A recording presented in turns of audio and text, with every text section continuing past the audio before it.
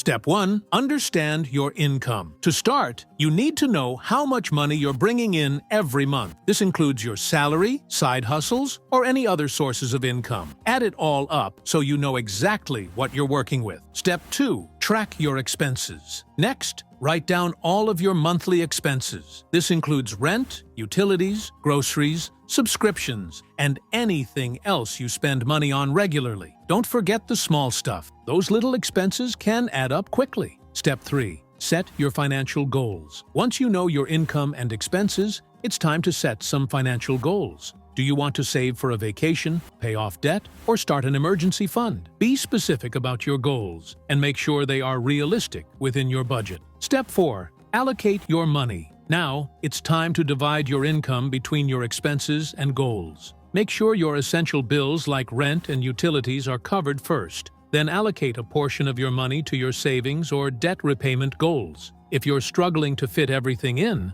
see if there are areas where you can cut back. Step 5. Track and adjust regularly. Lastly, a budget isn't set in stone.